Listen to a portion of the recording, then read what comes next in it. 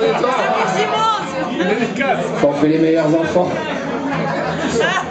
Bah, j'en suis pas là quand même.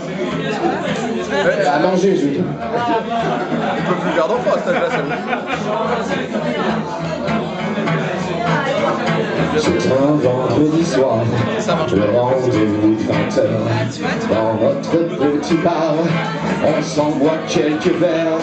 Après des phrases creuses et de ragoïser, on cherche une femme heureuse sans trop la provoquer. Oh, dans notre petit bar, là où il fait bon boire, oh ouais, notre petit bar, c'est le bar de l'espoir, oh ouais, notre petit bar.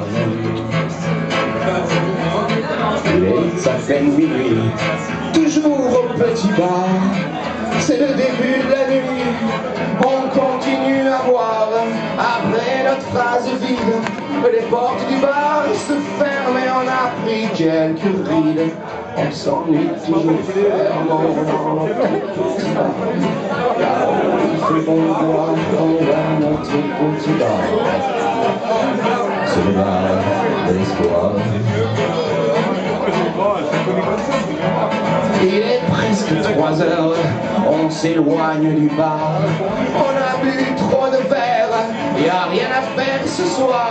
Les phrases n'ont plus de sens, mais interdit de flancher. Ouais, on cherche la jouissance, on peut à peine marcher. Il est 4h30, nightclub du désespoir. Les gens dansent ou s'ennuient, ou s'asphaltent au comptoir. On ne parle même plus, on boit du bout des lèvres, ouais, on n'existe même plus, on est au bord du rêve. Au bord du rêve.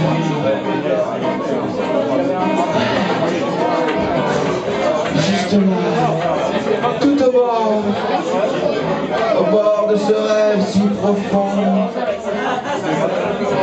On est assis avec les jambes ballantes et on regarde en bas.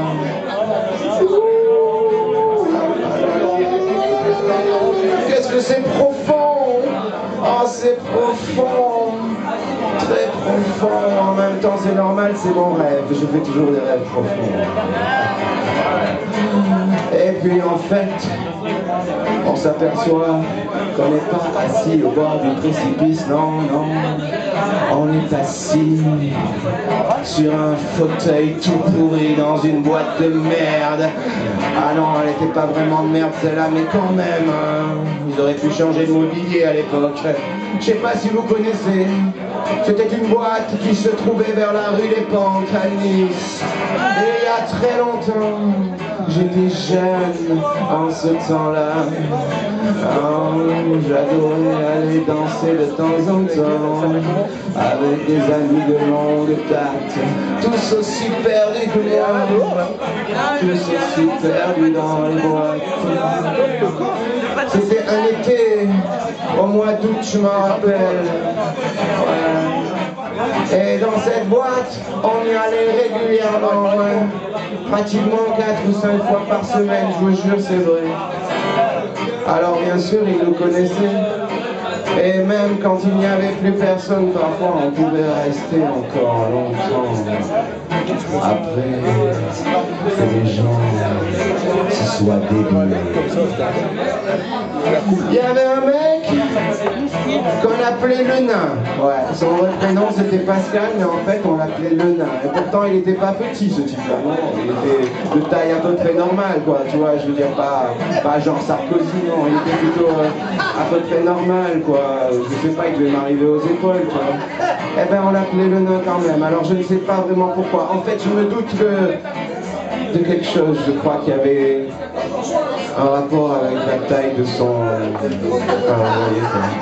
parce qu'il paraît que les nains, c'est une légende, je sais, mais... En fait, nous, on disait n'importe quoi à l'époque. Ça vous fait rire. Et ce type, donc le nain, c'était le genre de mec qui dansait tout le temps. Je veux dire, c'était une pile atomique. Il était tout le temps sur la piste. Il tournait, il retournait. Et puis bien sûr, en fin de soirée, il n'y avait presque plus que nous. Et toujours, je ne sais pas pourquoi, une fille complètement défoncée. Elle ne savait pas pourquoi elle était là. Et elle dansait, elle titubait quoi. Et le nain, alors lui, il était toujours autour, là, il faisait le coq. Et genre vers 4-5 heures du mat, il n'en pouvait plus, mais il continuait. Et bien sûr, il voulait l'embarquer quoi. Saloperie de nain, ouais. C'est con parce que ces mecs-là, ils sont pas là ce soir, mais c'est pas grave. La vie nous sépare, vous savez. Et puis il y avait un autre type, alors lui, c'était le gros David Stripoli qui s'appelait le mec. Alors lui, pissait au comptoir par contre, il dansait jamais. Et il picolait, et il picolait, et il picolait. Il n'arrêtait pas, c'est l'impression bizarre qu'un verre était soudé à sa main, et que le comptoir était aimanté, et que ses boutons de veste l'attiraient vers le singe. Alors lui, par contre, il était balèze. Genre, tu vois, 1m80, 82, 83, 95, voire 100, voire 105, voire même 120 kilos. Il est monté à 120 kilos, messieurs, dames. Je vous le dis, moi. Ouais, c'est vrai. Et ce type, c'était mon ami aussi. Et il y en avait un autre. Alors lui, par contre, étrangement, on l'appelait le gros. Alors qu'il n'était pas gros du tout. Mais comme c'était le meilleur ami du nain, pour faire la différence, on l'appelait le gros. Alors qu'il était de taille plutôt raisonnable, à peu près comme le nain, peut-être un peu plus grand, mais on l'appelait le gros. Alors lui, c'était le champion de la coquillette. La coquillette, c'est une sorte de limace comme ça, mais j'arrive pas à la refaire. Il n'y a que lui qui pouvait la faire, ce type, il était trop fort. Et lui, par contre, c'était plutôt le mec calme, le mec à qui on la raconte pas, quoi, qui picole avec les copains, mais qui picole pas trop, mais quand même, en fait, il savait vraiment bien gérer l'affaire. Oh, puis il y en avait tellement d'autres, mais je me rappelle surtout de cette fois-là. Et puis il y avait moi, bien sûr, votre serviteur, qui se baladait entre le comptoir et la piste de danse, comptoir. Par contre, là, vers les 5 heures du mat, c'était plutôt le comptoir. Parce qu'en fait, j'étais follement éperdu, amoureux de la serveuse. Cette serveuse avait un prénom exotique, mais vraiment un truc fou. Elle s'appelait Nathalie. Ouais, mais je peux te dire que maintenant c'est exotique, Nathalie. T'appellerais pas ton enfant Nathalie, quoi, je te jure. Non, maintenant tu l'appelles Fleur, tu l'appelles Mégane, mais pas Nathalie. Et en tout cas, elle était belle, elle était super belle. Elle était frisée, brune, ah, j'adore les brunes. Oh, Nathalie. Avec un corps à faire rêver n'importe quel type, je vous jure. Mais bien sûr, cette fille, elle nous servait de temps en temps des verres gratuits parce qu'on venait tellement souvent, mais elle n'avait pas vraiment de regard, disons, d'émotion pour nous. C'était une serveuse, quoi. J'ai toujours voulu sortir avec elle, je ne suis jamais sorti avec elle. C'était une grande époque, quand même. Et puis bien sûr, comme toute chose a une fin, le patron, à un moment donné, qui tapait le carton en haut, ou je ne sais quoi d'autre, descendait et disait « Oh les gars, oh, oh, oh, oh, oh, oh. Je sais, vous êtes des super clients, mais là, t'as vu l'heure, vous sortez, hein. Comme on dit à Nice, vous savez, n'avez pas des maillots. Alors, ouais, on a une maison, on est bien ici, oh là là, oh, putain, je vais pas chier, Marc-Antoine, non, oui, il s'appelait Marc-Antoine, ouais, je sais, oui, comment toi, il a été entouré, oui, après César, c'est ça. Ah, Brutus, ça c'est votre. Eh ben, ce type nous foutait dehors, quoi, tout simplement.